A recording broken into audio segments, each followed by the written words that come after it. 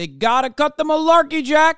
I looked them dead in the eyes. I said, Jack, you're gonna have to pay 95% in taxes. That's why he's chirping so much. That's why he's so mad right now. To him whatsoever. Also, because when it comes to Biden, this video, I suspect, is not as big as a banger as Ben thought it was going to be, but I feel like he has to do this. I disagree with Ben on this issue. I am someone who's had medical issues my whole life, and I find it strange how life-saving drugs are out of reach for most people due to cost.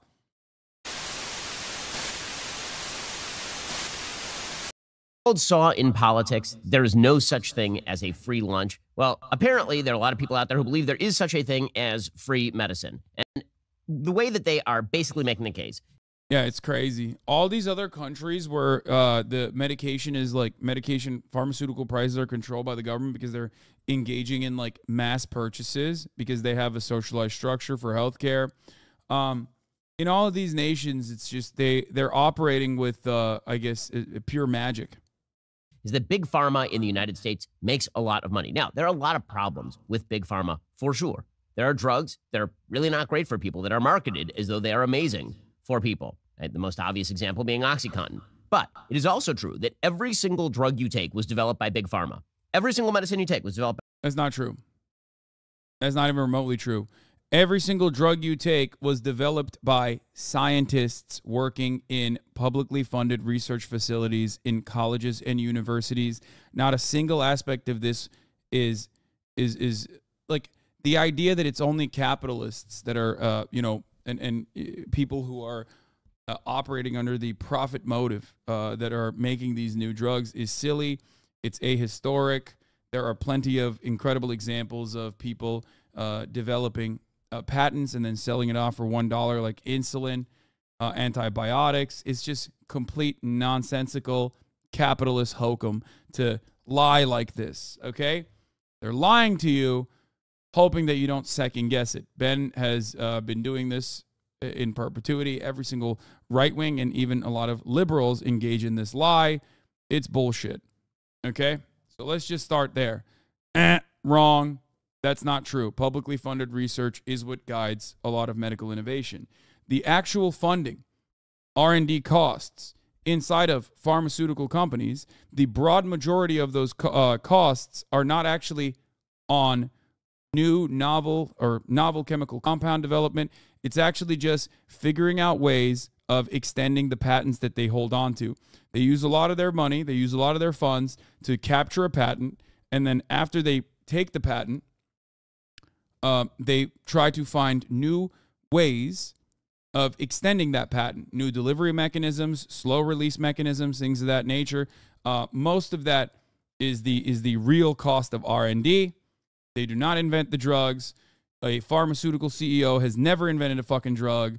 They have invented new ways of extending. Even they don't do that themselves, but they fund people that invent new ways of extending patents. That's the goal. Working in research for a university, very little new compounds are funded by pharma. They use the majority of their funds to find new use for the same drug. Exactly. But even then, not only is a lot of the novel chemical compounds funded by publicly funded research, okay, that capitalist pharmaceutical companies seize on and purchase, but having said that, a lot of people will say the United States of America, innovator in medicine. Not true. The United States of America, in spite of all the public funded and privately funded medical research, is not the number one in novel chemical compound development per capita. Okay? That is not true. Other countries that have higher levels of public funding are significantly more efficient at developing novel chemical compounds. They work with the limited funds that they have. So remember, the goal of a capitalist is not to innovate to better people's lives. The goal of a capitalist is to innovate to find new profit vectors. That's it. It's to constantly find new and innovative ways of creating more shareholder value. That's it. Increasing shareholder value. That is the only job. That is their fiduciary responsibility. Let's move on. By Big Pharma. So if Big Pharma is responsible for OxyContin, they're also responsible for Advil. If Big Pharma is responsible for the mRNA vaccine that you didn't want to take, Big Pharma is also responsible for all of the chemotherapy medications that your mother is taking. So Big Pharma is responsible for all of those things. And the medical none of these things Big Pharma is responsible for. Ben Shapiro is lying and saying Big Pharma when the real answer is government-funded, publicly funded medical research happening in facilities. Okay? There is obviously private funding that happens in these facilities as well, of course. Most of it is still voluntary donations, though. And then beyond that, it's purchasing the patent after the fact. But that comes after the fact, okay? That's after a patent has been developed. Most of this stuff, most of, the novel chemical compounds that are being created, that are being found in these research facilities are still absolutely kept up with public funding. Advances in the United States have led to a tremendous expansion of life expectancy in the United States. That's not true. Cuba's life expectancy is higher than the United States. Cuba has better outcomes, better healthcare outcomes than the United States, in spite of being a tiny fucking island that has been under constant embargo by the United States of America post the Cuban Revolution. So even on that front, that is completely wrong. Healthcare across the board and life expectancy across the board is obviously a much more holistic number. It's very difficult to arrive at it by simply saying we have better medicine and that's why our life expectancy is higher. That is not the case, of course. There are a multitude of different factors that apply to understanding life expectancy. Walkable cities, access to public transit, cleaner air, better food, less subsidies for corn, for example. There is no one, your diet, your national diet overall, and how expensive it is to eat healthy. These are all actual factors that go into figuring out life expectancy. So it's not exactly a great metric if you're going to tackle like one issue. But even on that front, the United States life expectancy is significantly worse than other comparable developing nations, or even developed nations, especially developed nations, but even developing nations. So Ben's not even right on that front either. The 5-year cancer survival rate in the United States is much higher than anywhere else on Earth. The reason being, we have better medicines than anywhere else on Earth. It also wrong. Like I said, the only thing that Ben Shapiro can do in a healthcare situation is basically cherry pick data. It's not even all types of cancer that he's talking about. There are specific types of cancers that the U.S. medical innovation is better at, but that doesn't mean that we have a higher life expectancy. U.S. is 77.28, Canada 81. But ultimately, he's not right. And just because someone is good at like ass cancer, let's say, someone is good at like saving people from dick cancer or ass cancer or brain cancer or whatever the fuck, doesn't mean that our healthcare system is actually better than other nations. It is not. Okay? That doesn't even mean that we have better medicine. For example, Cuba has had a lung cancer vaccine for many years. This is something to consider. This lung cancer vaccine was created on a fucking tiny island and has existed for a long time, as a matter of fact. Americans with lung cancer, due to our political stance against the tiny island nation, the cigar island, won't allow people to go and get that. Also happens to be that we develop a huge number of medical patents right here in the United States. Well, the reason for that is because the United States, when it comes to drug pricing, is maybe the last country on earth that actively allows patients and doctors to buy drugs at the price that pharma is selling the drugs at, as opposed to using the government. This is a very fun way to describe the situation that is horrific. Ben is right, but he is very greasy in the way that he's describing it. Remember, I talked about this earlier. The United States is the only nation on earth where big pharmaceutical purchases were illegal until recently. They were not susceptible to price negotiations. The government made it so that Medicare and VA and Medicaid could not negotiate drug prices when they're purchasing massive quantities of it. That is not a thing that exists anywhere else on the planet. Okay? It was illegal. Now, Ben, of course, is a gigantic piece of shit, so he has to reframe it like it's a good thing. Let me explain. If you're familiar with Costco or Sam's Club, right? If you're familiar with wholesale purchases, you already know when you go and buy an entire fucking tub of ice cream, that shit's going to come down to a much cheaper ice cream per gallon for you, the consumer, than actually going to the store and getting a pint of ice cream. Or what is going to be even more expensive than that is go to a ice cream shop and get a scoop of ice cream, okay? Because when you're buying a tub of ice cream, it's cheaper. It's cheaper to purchase it in bulk. It's cheaper to consume it in bulk. It's cheaper to sell it in bulk. So you get a deal. Everybody loves a deal. You know who doesn't love a deal? The American government. Every other country on this planet, every other nation on this planet, given that they have some kind of socialized medicine or at least like has to purchase a lot of drugs to bring it into their country, will engage in bargaining with pharmaceutical corporations. This is part of the reason why patents, international patents, are oftentimes held by different companies.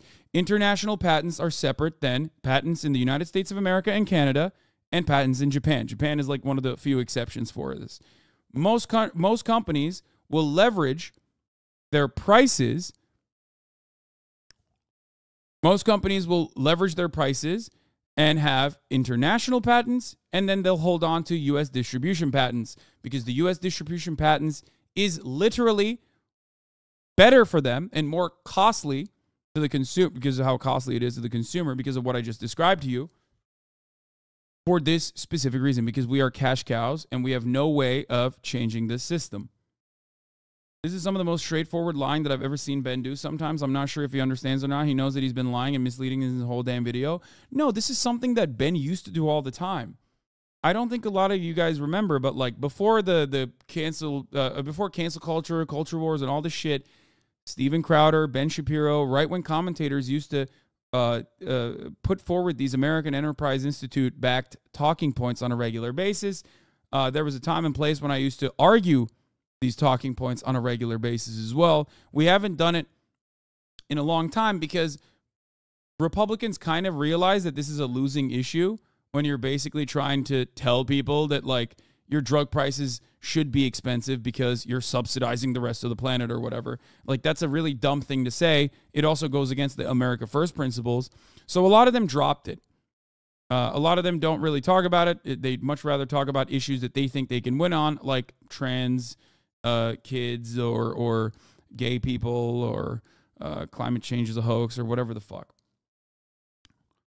But this is classic Ben Shapiro. I have addressed a lot of these talking points a million times over. You can probably find older videos of me addressing Ben saying these lies before.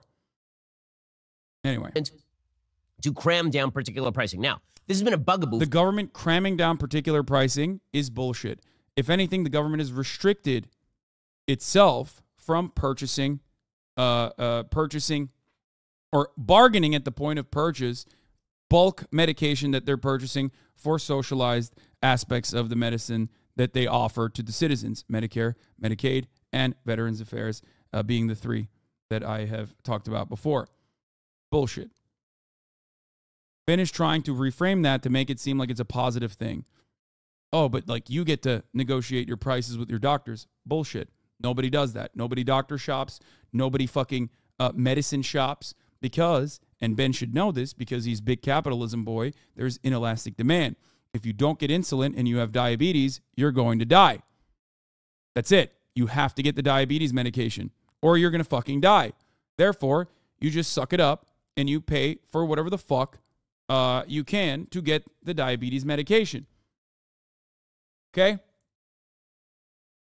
For a lot of politicians because they look at Canada or they look at Germany or they look at Europe or any place else on earth and they say, well, they're buying those American drugs for far less than we are paying for those American drugs. This is what led yesterday the Biden administration to, through the Inflation Reduction Act, that had nothing to do with inflation reduction. Okay, stop crying about this. If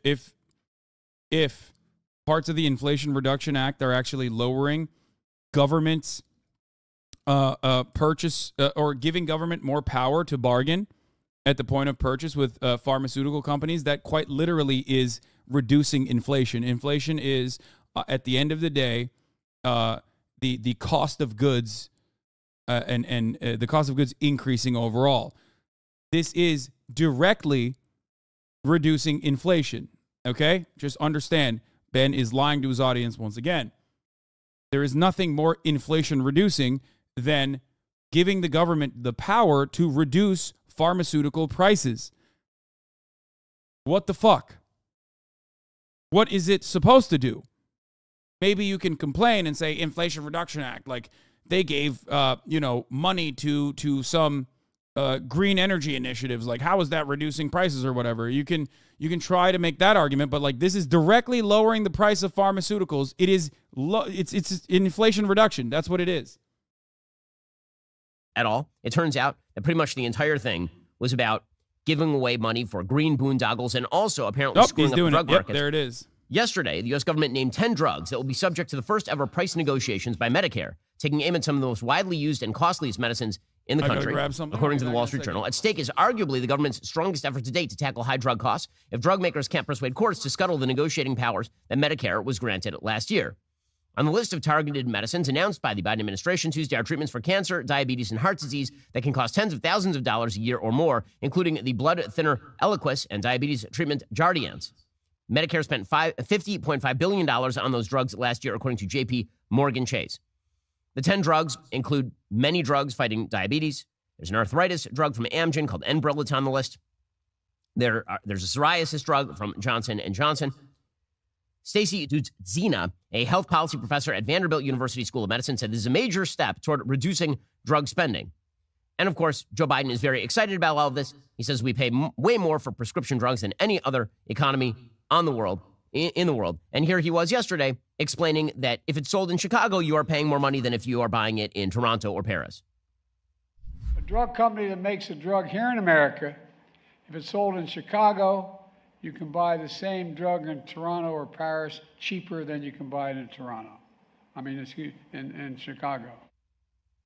Okay, well, that's true. But the reason that that's true is because basically the United States has allowed a bunch of other countries to free ride off the prices that Americans are paying. So what exactly would the downstream effects of this be? Well, according to the Wall Street Journal, the positive downstream effects would be lower prices. Those would take effect in 2026. Medicare would save an estimated $25 billion a year by 2031. The savings would mostly go to Medicare because it pays the bulk of the cost of the drugs. The reductions wouldn't directly affect the price patients pay at the pharmacy counter, but the price cuts would have an indirect impact on people's spending. Medicare plans to use the savings to put a $2,000 annual cap on how much members have to pay out of pocket for drugs starting in 2025. So it sounds like an unalloyed good, right? Everything is great. It's awesome. There's only one problem, which is that medical innovation in the United States is about to crater.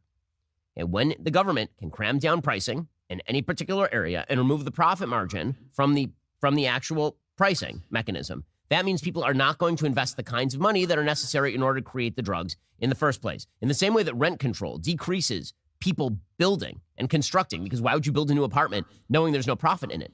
The investment in the biotech sphere is going to utterly dry up if the government via Medicare continues to cram down. Okay, everything is wrong. Everything that Ben said is wrong. Medical innovation, the point about medical innovation is wrong. I wasn't even here for this part. I was literally looking for Advil.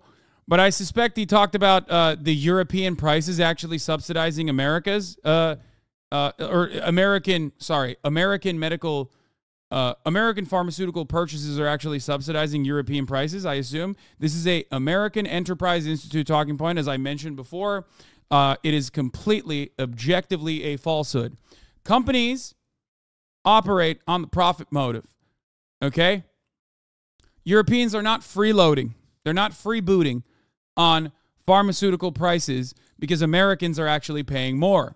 It's a really, really, really fucked up situation. They are still turning a profit when they sell to Europe. Because if a drug is not profitable to sell, capitalist corporations will simply stop selling them. That is the reality. My friends, that is the scary reality that even with the low-ass pharmaceutical prices that European markets pay for, that governments all around the nation, all around the world pay for, those companies are still turning a profit. Okay? And no, it's not because they are getting subsidized by the American purchasers. That is precisely why I said some of these companies have separate every single drug has separate patents, separate distribution patents. Okay? Every single drug has it. Sometimes a company doesn't even have the same patent for the American distribution and the international distribution. So how could they ever turn around and subsidize if another company is the one who is selling internationally? Okay? Also, the other side of this is like, how are you an America First Republican guy if you're saying that America should subsidize the rest of the planet? That doesn't make any dang sense to me. Okay? The second part of this argument is that because Ben has to be a demon and because he has to be a capitalist charlatan, he has to turn around and try and claim that there is a negative consequence of your grandmother buying drugs cheaper now. Okay? He has to make something up. So he turns around and lies about R&D. Well, ding, ding, ding. Good luck. HasanAbi Piker is on the job. I've already explained this. The United States is not the leader in novel chemical compound development. All novel chemical compounds, pretty much damn near the entirety of the field of medicine is happening. All the medical innovation that we're talking about is happening in publicly funded institutions. Okay? It's mostly publicly funded. As a matter of fact, when it is publicly funded, it is more efficient. Turns out, novel chemical compound development per capita is not number one in the United States of America. Turns out novel chemical compound development is better in other countries, including, I think, Switzerland. I forget where it is. What? Imagine streaming on Twitch and not doing it for profit and then use it as an argument for profit while doing an ad break of the hour. Actually, thank you, chatter. You cooked me a little bit, but I had forgotten to run the top of the hour ad break, so I'm going to run it right now. How do you even measure innovation? Well, like I told you, novel chemical compound development. Okay? That is how you measure medical innovation. Who is finding a new drug? Who is finding a new chemical compound that is going to be used in a drug? Okay? Novel ways and innovative ways of serving the top of the hour ad break also happen in the chat. Chat is probably better at novel ad break debates, ad break segues per capita than I am. So, good job, chatter. Here's the 3-minute ad break now. If you no longer want to see that ad, all you need to do is subscribe for $5 or free with a Twitch Prime by connecting your Amazon Prime account to your Twitch account. You can also get gifted a sub. If you're lucky, use the 3-minute ad break now. Yes, most medical innovation and biomedical research happens at public universities or private institutes with public grants. Exactly. And not only that, but in other countries where medicine is funded predominantly by the public in a higher percentage, they are apparently more innovative than the United States of America. They are more efficient than the United States of America in generating novel chemical compounds. So that's one. That's number one. Just remember, it's completely made up. Ben is lying to you. He is lying through his teeth. Completely lying. Which is that medical innovation in the United States is about to crater. And when the government can cram down pricing in any particular area and remove the profit margin from the actual pricing mechanism, that means people are not going to invest the kinds of money that are necessary in order to... Bullshit. Bullshit. As I already said, bullshit. It's publicly funded research. Create the drugs in the first place. In the same way that rent control decreases people building and constructing, because why would you build a new apartment knowing there's no profit in it? The investment in the biotech sphere is going to utterly dry up if the government... Once again, absolutely bullshit. I'll give you an example. Places where there are far more restrictions on pricing of new housing units actually yield better outcomes and have been able to combat homelessness significantly better than the United States of America. The reality is that the for-profit housing sector is precisely the reason why we have so many homeless people everywhere. I will give another European example once again, because Europe is both gay and socialist, and also La La Land, where magic happens. Simply, we cannot do this in the United States of America. But Vienna comes to mind. The capital of Austria has been incredibly innovative in this wonderful new thing that isn't so new called public housing. 65% of the homes in Vienna are publicly owned. They are public housing, and they have they're perfectly adequate. They're great, and people love that shit. They are incredibly affordable, and therefore they have significantly less homelessness. Anyway. So, there it is. The idea that government intervention is actually bad or government regulation is actually bad is a silly one. Via Medicare continues to cram down policies like this one. By the way, the policy itself is absolutely wild. I mean, the way that they are cramming this thing down is that they go to the companies, that the Medicare goes to the companies that produce the drugs, and then they tell them that they are now going to be subjected to this sort of arbitrary choice where they pick your drug out of the lineup and they say, from now on, we are going to cram down a price on you.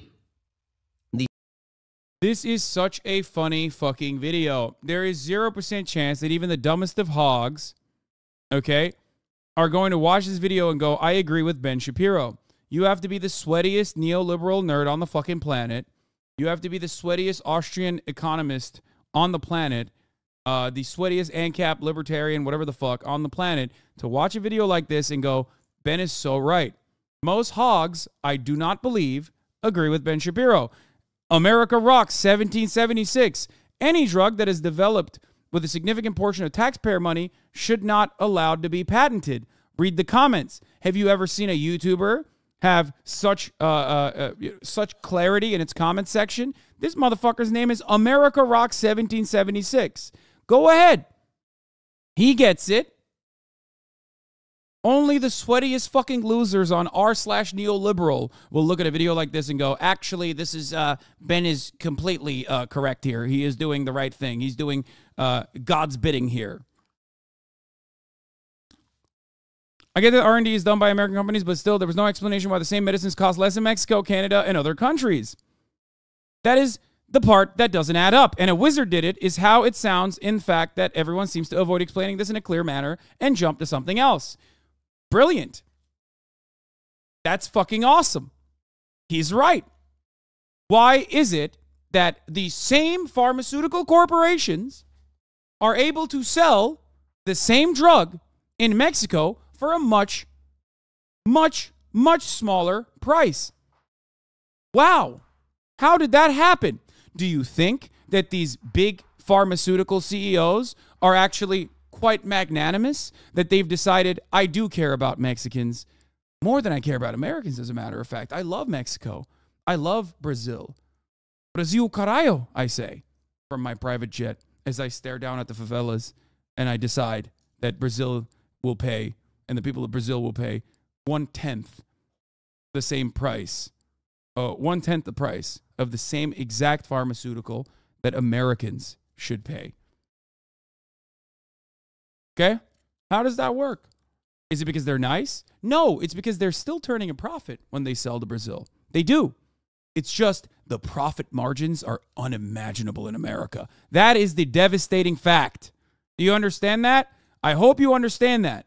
That is the devastating fact, is that in the United States of America, they are just able to get away with price gouging you. Because all matter of price increases on an inelastic good with inelastic demand is price gouging. Okay? That's it. And we do this in the field of real estate as well. We do this for housing as well. So it's kind of funny that Ben brought this up, because I believe that housing is also an inelastic demand good. Let's continue. The CMS can only select drugs that have been on the market for a certain period of time. For instance, a small molecule drug, a product in pill form like aspirin, must have been on the market for 9 years or more to be negotiation eligible. A biologic drug, a vaccine or a gene therapy, must have been marketed for 13 years or more for eligibility. There are a couple of exemptions that drug makers can use. They can say that they're small biotechs and they manufacture like one drug, or biologic drugs that have a high likelihood of getting biosimilar competition within a couple of years on the list. There's no reason to cram down the price. There's going to be somebody who's... He's saying that generics will come out and they will actually adjust pricing, except generics do come out. Just wait 13 years. Oh, just kidding. We dumped a fuck ton of funds into R&D at Pfizer and decided the patent has been extended for another 9 years. Just wait. Come on. Just wait another 9 years. Oh, at the end of that patent, they figured out another way of another delivery mechanism. So just wait another 9 years for the generics to come out. Why are we waiting for the free market to do its bidding when the free market is very clearly not allowing you to get these drugs cheaply? Oh, you can't wait another 9 years because you're fucking dead. You're dead. Generics are copycat drugs. They still get patents, but so similar function. Generics are the same chemical compounds being used in the original brand drug. It's just that the patent has been released so you can actually finally make copycat drugs. I'm so I might be wrong. Maybe I'm like, maybe there's like a semantics issue here.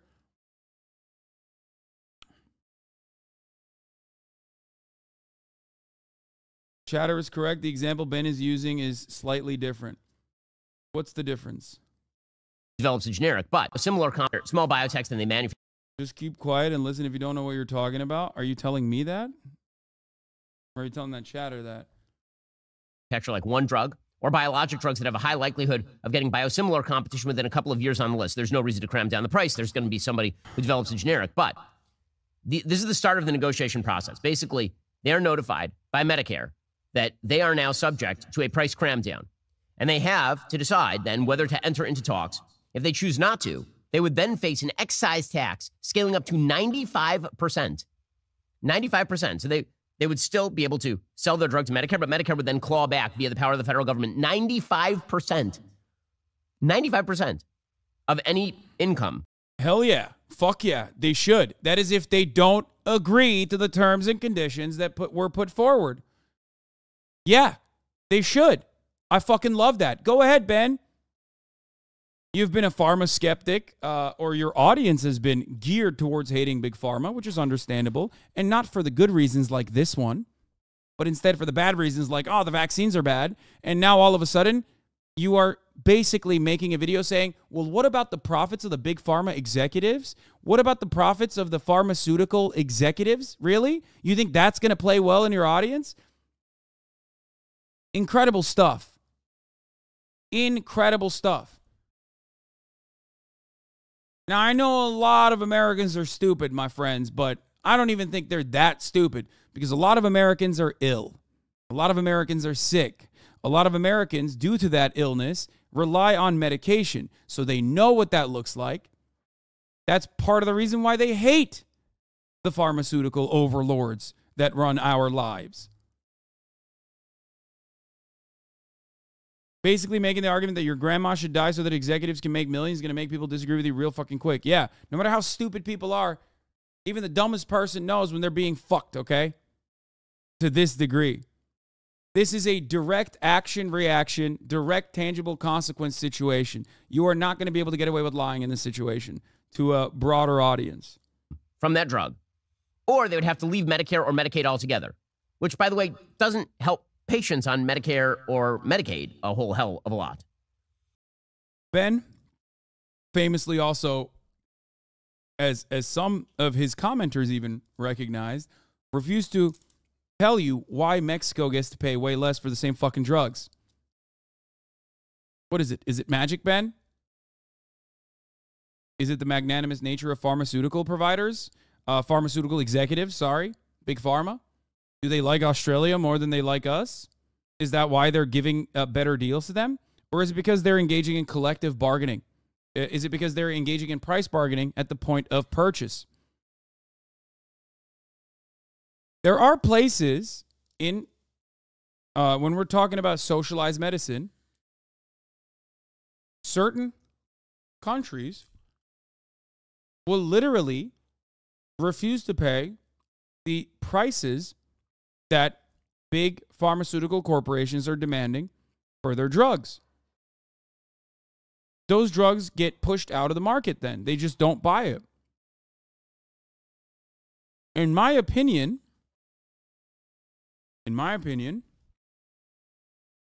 there should be a punishment for such a thing. That every single government should be able to punish pharmaceutical corporations for refusing to sell at the price points that governments are engaging in good faith when they're negotiating.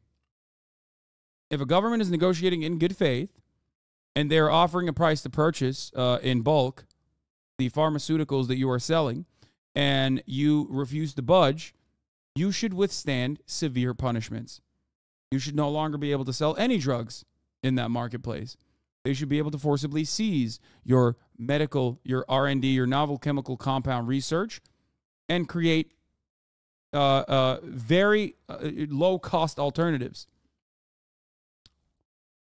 It is nutty and unimaginable that that is not the case.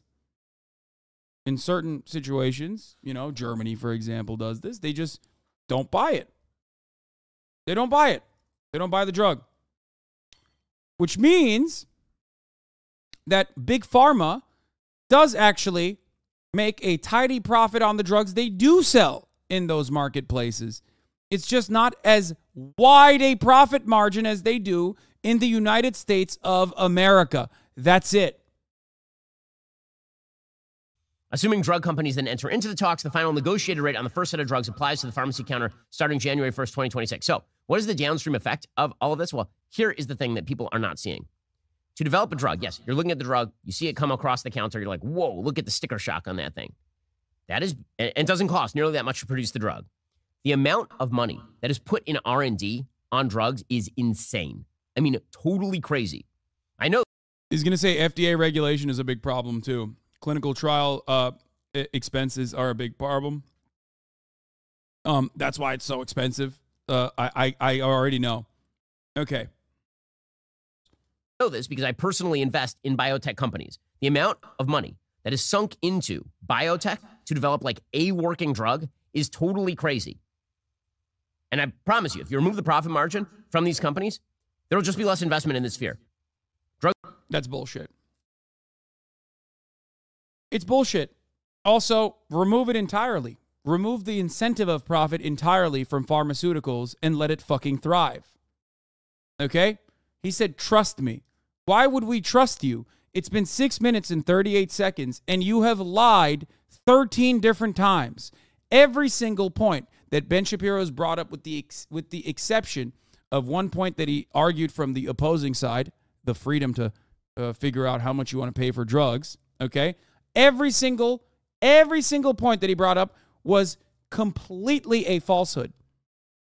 Why would we trust you at that point, Ben? You just said, trust me, that's it? That's the reason? Drugs that would have been produced just will not be produced.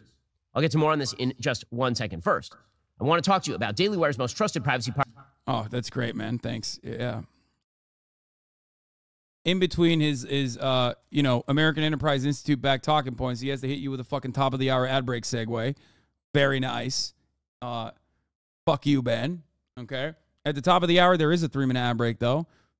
And if you no longer want to see those ads, all you need to do is subscribe, which you can do for $5, or you can do for free with a Twitch Prime. By connecting your Amazon Prime account to your Twitch account, you get 1 free Prime subscription a month. Use it on your favorite broadcaster, not Ben Shapiro. Hopefully, I am your favorite political commentator broadcaster you're using it on. Or you can get gifted a sub. I invest in biotech, so my opinion is totally unbiased. This motherfucker said that with a straight face. Yeah. Ridiculous. Now you know how it feels when you're about to play a banger video or tell a story and you play an ad. Wait, really? Anyway, here's the 3-minute ad break now, chat. In order to understand why the government can't just simply name prices for drugs and then magically the price comes down, you have to see the downstream effects. The prices on those drugs will indeed come down. It's the drugs that will never be developed that are the unintended consequences. So in 2019 alone. That's really interesting. The drugs that will never be developed. The That's really cool. For every made-up argument that Ben has, there is 1,000 real-world examples that you could point to where companies will literally stop medical innovation dead in its tracks when a drug could potentially be used for a different purpose if the drug patent it is about to run out. Okay? Psychedelic Gazelle, thank you for the 10 gifted subs. Kid Nation producer, thank you for the 5 gifted subs. This funny-ass name. I love that. He's like, what about all the drugs that won't exist because big pharmaceutical CEOs that aren't spending the resources in finding novel chemical compounds? You know what I mean?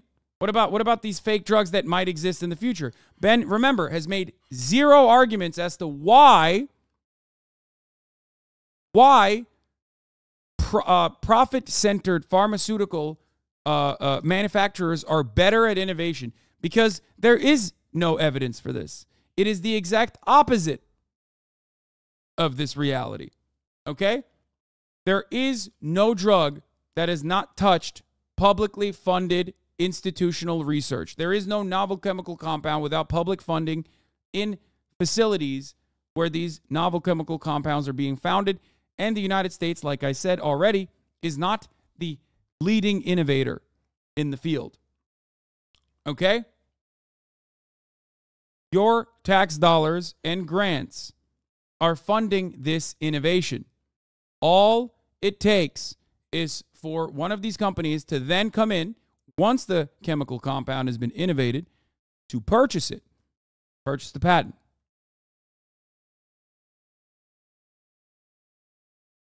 Is there an argument that some drugs don't get made because it's against profit seeking? Yes, of course there is. And there are examples of this too. Every single pharmaceutical company, because they operate on the profit motive, will stop any kind of alternative cures, like any kind of alternative cure research, if the patent is about to expire. Every single one of them does this. The pharmaceutical industry spent $83 billion in 2019, $83 billion on R&D, research and development. According to one 2020 study, which covered 632 new therapeutic drugs and biologic agents approved by the FDA, the estimated median capitalized research and development cost per product was $985 million, counting expenditures on failed trials, which you should count because the vast majority of drugs that are originally developed never make it to market. Somewhere between 85 and 90% of all drugs that enter phase 1 testing never make it through FDA approval process, but they cost a lot of money. So that means that for every drug that actually hits the market, and it's not that many drugs every year, you're talking maybe like a couple dozen drugs hitting the market every year, it's costing like almost $1 billion, by some estimates, somewhere between 1.3 and 2.4 billion dollars a year to develop. Wow. Seems like a lot of money has to be spent to make this happen. If only, I don't know, the profit motive was entirely removed from this process. Develop each one of the, 1.3 and $2.4 billion to develop each one of those drugs. That's how much money these companies have to spend up front to even develop a working drug. So how do they make that money back? What makes it profitable? Why would they spend 1.3, $2.4 billion on creating a drug or risk hundreds of millions of dollars on drugs that... I don't know. If you're not a fucking demon, I have an idea. So that people don't die from illness. If other countries have a free ride, why do these companies even sell the drugs there? If it was at a loss, wouldn't they sell to that market at all? Ding, ding, ding. That is precisely the answer. That's why Ben is lying, like I said. But he can't admit that, because when you admit that, you fucking realize how devastating shit actually is.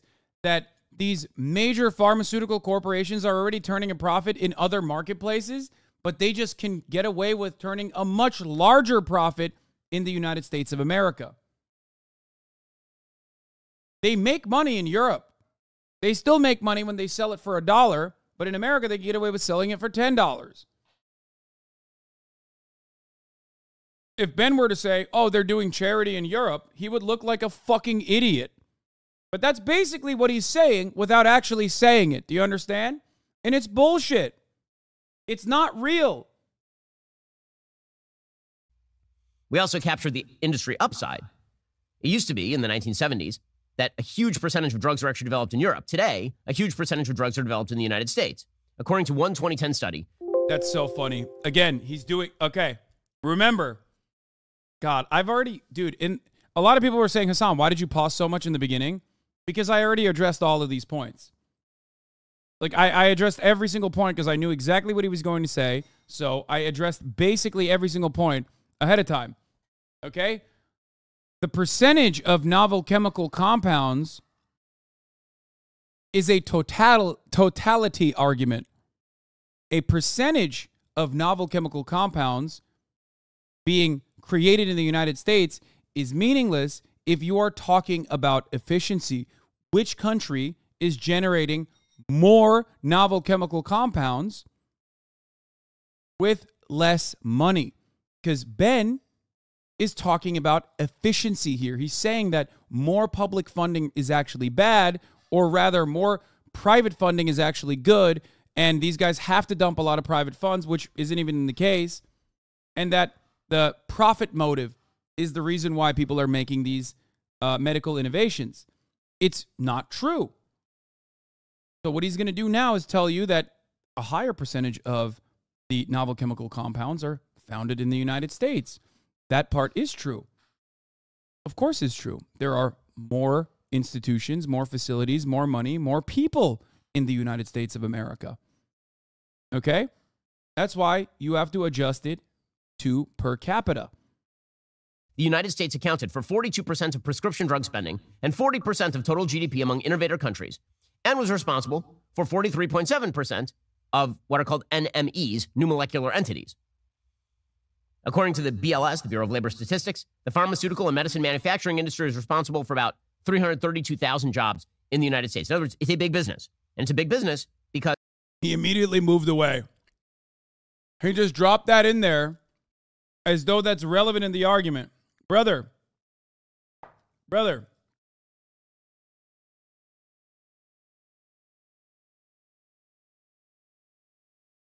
That is such a fucking stupid argument to make. If your goal is to talk about how efficient America is at cultivating novel chemical compounds, you can't turn around and say America is responsible for a lot of medical innovation. 43% of all medical innovation, novel chemical compounds, are happening in the United States of America. Okay. That's because the money is here. That's because the doctors are here. That's because there's more people here. And even in the United States of America, the majority, the overwhelming majority, as a matter of fact, in medical development still comes from public funding. If that was the case, European pharmaceutical or European novel chemical compound development would be much worse than the United States of America if there's not enough profit motive there. Anyway, having said that, he moved immediately away from the totality argument. He just dropped it in there, snuck that in there, and then talked about jobs. Okay? Jobs. Okay. Yeah, it's a big industry. So what? So the fuck what? Who cares? Oh, I'm sorry, it's a big industry. I guess the industry of killing old people is going to continue to thrive because it hires a lot of people. Are you making an argument? The government. Are you making an argument for a inefficient business to continue existing? What are you, a fucking socialist? What is this shit? This is a very childish idea. The idea that people have to do and create drugs just for the sake of doing something good instead of winning more money. And the idea that the state can one day do this better than private companies is also a childish idea. Brother, it's only a childish idea if you're a fucking idiot. Because what you just described as a childish idea is objective fact. That is what I'm describing to you. You're so fucking baby brained that you don't even understand that that is literally what is the reality, and this guy is lying to you. Okay? It's so frustrating that there are still people who choose to debate this point and they are just in the wrong. Like, they're not even right. They are objectively in the wrong. And I have given you multiple points of data at this point. How much money the United States public funding goes into novel chemical compound research, development, and what kind of R&D funds are actually just wasted on patent extension mechanisms. But Hasan, you don't get it, fam. You're the one saying it, so now it's just not true, actually. Yeah. Because there's actual freedom of pricing in the United States. So what exactly would happen if Medicare gets away with cramming down this pricing structure? According to National Review's Jeff Zimira, drug development would drop off. And that's not according to him. It's according to CBO. The Congressional Budget Office has predicted the scheme provided for under the Inflation Reduction Act would lead to a manufacturer revenue loss of 15%. Such a cut in CBO's predicted 45 new drugs per year would suggest around 7 fewer drugs per year. That means 121 drugs lost over an 18-year time horizon, as one report estimated. So which drugs would be most likely to disappear? The drugs most likely to disappear would actually be the ones that are for rare conditions, right? The ones that have less of a profit margin to begin with. Those drugs would just go away. So you can forget about... Yeah, except, you know, if we were to lower pharmaceutical prices to like European standards, it's very clear that they still make money. So how does that work? I was wrong before. $245 billion was overall spent. $61 billion from the federal government and $16 billion from academic institutions. Yes, but the $83 billion they're talking about in private investments are also going into academic institutions. You're funding publicly funded research facilities. The R&D money that is coming from is put into two categories. One, donations that are being made to these publicly funded research institutions so they can continue making these, novel chemical compound development. Okay, true innovation in the pharmaceutical field. And then the other side, the R&D for patent extension. It's two separate categories. As also, drugs for rare diseases are subsidized by separate federal programs, which Ben also ignores. Yes. He's wrong anyways. We have the Orphan Drug Act to help with rare disease states. The funniest part about this is that we haven't even gotten to the morality of the situation because he's so objectively incorrect on the facts that we haven't even gotten to like the should people make money off of this. I don't believe so. I don't think so. But I guess ultimately, because all of his facts are incorrect on why, you know, you don't even need to get to that point. But yes, it is pure evil for people to make money off of selling people things that they need to survive. It is evil. It's just wrong. It's immoral, and turns out quite inefficient as well. Drugs being developed for the rare condition that your mother just got diagnosed with, those are just not going to be in the market anymore because who the hell's going to develop them if there's no money on the other end? There's another solution to this, by the way. That solution would be to aggressively make other countries pay their fair share when it comes to American medication. We could use every lever at our disposal in order to do that. And this is where a trade war would actually be somewhat useful. Saying to Canada, or saying to the... Dude, imagine going to... That would be so funny, because that would literally... if anything threatens American hegemonic power, it's that.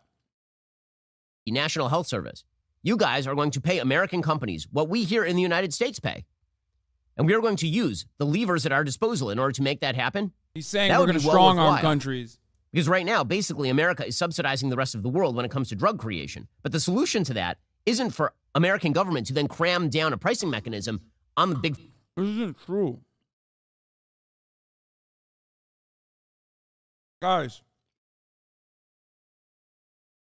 I just want to point something out. Two things. Hired David Miller. All right. If that was the case, then pharmaceutical corporations would first of all, if that was the case, then they would not be making profit in like the European market, right? But then a patent for distribution of a certain brand drug would have to be maintained by the same company internationally so that they could leverage the low prices against the high prices in the United States. However, distribution patents are separate, oftentimes owned by separate pharmaceutical corporations. Distribution patents for the United States and Canada are separate than distribution patents for the rest of the international market, with some exceptions in Japan. If there was this subsidization happening in the way that Ben claims it is, then they would have to be owned by the same company. So how can they subsidize if different companies are the ones who are distributing the fucking drugs internationally versus the United States of America? Secondly, so that's wrong on that front. Secondly, if it was the case that these companies were not making profits, then why are they selling at the price point? Now that we've addressed that, why are they selling at that price point to Mexico? Why are they selling at that price point to Europe? Why are they selling? Are they doing it because they're kind? Are they doing it because they're nice? Are they doing it for those reasons? No. They are still making profits in those countries. Okay? They're still making profits in those countries. And not only that, but there are instances where these companies demand a certain price for a certain product, for a certain pharmaceutical, and the government says, no, this is our price, we won't budge, so they don't sell those drugs in that marketplace. Certain drugs you cannot access in different countries, okay? That's just the case. It's really evil, it's gross that there is no better defense mechanism against this kind of pure profit seeking. But if Ben was right, they would sell all those drugs. They would just sell other drugs in Europe at a cheaper price point because they're not doing it for profit at that point. They're doing it out of the kindness of their hearts or because they're getting subsidized in America. So how does that work? Why is it that certain drugs that are available to purchase in a pharmacy in Germany, for example, are no longer available in the pharmacy because the government is no longer purchasing said drugs because the manufacturer has raised the prices and won't budge? So that's why you can't get Adderall in Japan. No, Japan's ban on Adderall has nothing to do with prices and everything to do with Japan's addiction to meth post-World War II. Anyway. Pharma companies and the drug companies and the medicine companies, when you do that, you just get rid of all the innovation. Imagine for a second if the United States in any other industry decided that we were just going to ratchet down cost, supposed government cost, on any other area of American life. Like take the tech sector or take the financial sector. We're just going to ratchet up taxation. And we're going to do so in order to lower, supposedly, the cost to the American taxpayer. We're just going to tax that particular sector. What do you think happens? People flee. The innovation goes away. This is simple supply and demand kind of stuff. When you get... Wait, I don't get it. Wait. Ben. First of all, there's no evidence for this, but... Wait, I'm sorry. Guys. Ben just said people will flee if we tax the pharmaceutical sector too much. And the question I have is, where are they going to flee? To Europe? Where they're already apparently not profitable? Where are they going to flee, Ben? We're the suckers. We're the only country on the fucking planet that's paying 10x the prices for the same pharmaceuticals. Where are they going to go? Are they going to sell drugs on the moon? What the fuck are you saying? This doesn't even make sense from the own twisted, like completely made up logic structure that he is trying to present. If America is going to refuse to bend the will of pharmaceutical corporations, where are they going to sell? Australia? They're paying way less. They're going to go to Mexico. They're paying way less. They're going to Brazil. Or maybe they'll go to Uranus. Rid of the profit margin in a particular product line, there is less innovation, there's less investment in that. Biden doesn't care about that. He cares about the top line look that he's bringing down cost. The lost innovation is of no consequence to him whatsoever. Because when it comes to Bidenomics, second order thinking is completely irrelevant. It's all first order thinking. I don't like the price of that drug. Therefore, I will use government to cram down a new price on that drug. Sure, it means that a bunch of drugs aren't going to participate in Medicare. You're still going to have to get them over the counter. Sure, it means that you are going to lose the innovation by these companies. No. They're going to participate in Medicare. Or else they're going to get taxed 95%. It's simple, man. Hate to admit it, but this is a fucking fat Brandon W. Only issue I have is it's not expansive enough. Simple, Jack. They gotta participate. They gotta cut the malarkey, Jack. I looked them dead in the eyes. I said, Jack, gotta work. Or else you're gonna have to pay 95% in taxes. That's why he's chirping so much. That's why he's so mad right now. To him whatsoever. Also, because when it comes to Biden, this video, I suspect, is not as big as a banger as Ben thought it was going to be, but I feel like he has to do this. I disagree with Ben on this issue. I am someone who's had medical issues my whole life, and I find it strange how life-saving drugs are out of reach for most people due to cost. The only thing we're extraordinarily good at is making things more difficult and more expensive than necessary. Nice to know our educators know their history. Really nice. Enough said. This guy is a fucking idiot, but look at this. He's getting ass fucked by his own YouTube comments. You want to know why? Because Americans might be stupid. Americans might be fat. Americans might be lazy. Americans might be selfish. But a combination of all of those things mean Americans need medication, and they're getting ass fucked on a daily basis. They've personally seen it. Not every conservative knows a trans person, but every conservative has a family member or themselves that is in desperate need of some kind of reform in pharmaceutical pricing. Okay?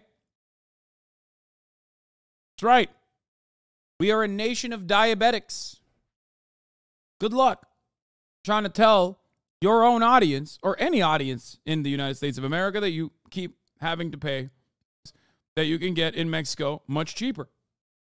economics, second order thinking is completely irrelevant. It's all first order thinking. I don't like the price of that drug. Therefore, I will use government to cram down a new price on that drug. Sure, it means that a bunch of drugs aren't going to participate in Medicare. You're still going to have to get them over the counter. Sure, it means that you are going to lose the innovation by these companies or have them base themselves somewhere else. But at least you'll feel good about having supposedly brought down the cost. By the way, like Democrats care about the cost of Medicare. Since when have Democrats cared about the cost of Medicare? They won't even restructure Medicare, Medicaid, Social Security, which represents 66% of the American mandatory budget every year. Anytime anybody mentions, maybe we should restructure those programs in order to lower the costs, they're like, no, we can't touch it. Apparently, the only way to touch it is to confiscate money and innovation from the private sector. Yeah.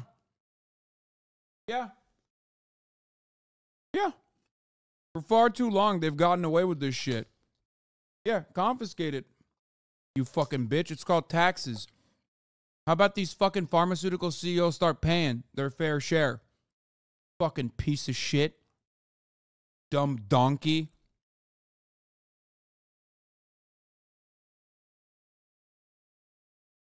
Imagine making a 46-minute video talking about how CEOs, pharmaceutical companies, shouldn't be paying their fucking fair share and should be able to freely shellac the American population so that their shareholders can make a tidy profit at the end of every quarter.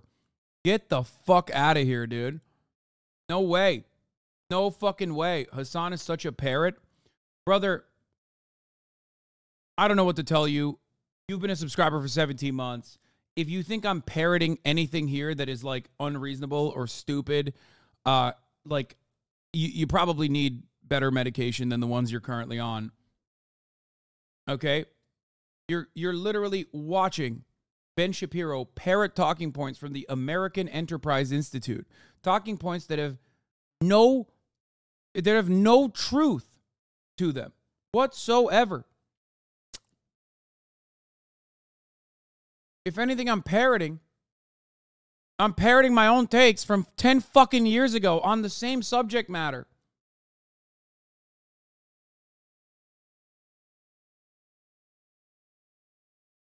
Like, I'm not talking about, dude, I'm not talking about the full-blown abolition of the profit motive, okay? I'm not talking about fucking, I don't know, the violently seizing these sickening parasites and the assets that they're not utilizing in the field of real estate. I'm just straight up saying we should do European-style, social democratic price controls on pharmaceutical purchases like the rest of the planet, including countries that have significantly less than the United States of America, because in those countries, they're still turning profit. These pharmaceutical corporations are still turning profit. That's crazy to me that this is like the least objectionable thing that I could have said, so much so that Ben Shapiro's dumb hog audience understands this, and yet you are here. You have issues with what I'm saying. You have a very cynical view of the world. It's like the media creating the illusion that it doesn't happen elsewhere.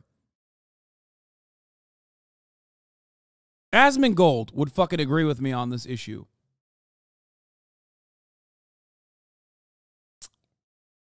You know what I mean?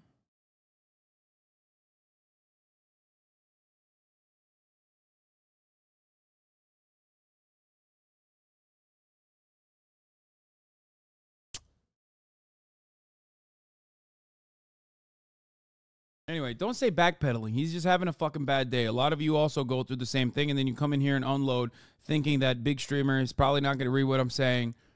It'll make me feel better. Okay? A lot of people do that. Genius ideas. We'll get to another genius idea that's going under the radar and is being crammed down by the Biden administration via the National Labor Relations Board in just 1 second. First, it can be very tough. Okay, the rest of this is probably bullshit, I assume. He's going to talk about the other innovations happening.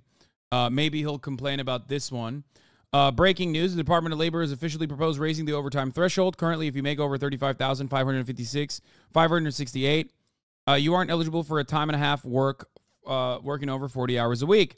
But under this rule, nearly everyone who makes under $55,000 would be eligible. In 2014, Obama tried to double the overtime threshold to include workers earning up to $47,000. This caused a major uproar among big business, and ultimately a federal judge invalidated it in 2017. Under Trump, the ruling wasn't appealed, and the threshold only rose to $35,000. Now the Biden administration plans to raise the threshold to $55,000 for everyone except people left out through a loophole corporations exploit, where anyone with a manager title doesn't get overtime. This could help 3.6 million workers. Not only that, but also, and here we'll do more on the overtime coverage in a second, the Biden administration, like we said, or the National Labor Relations Board under the Biden administration, the Bureau,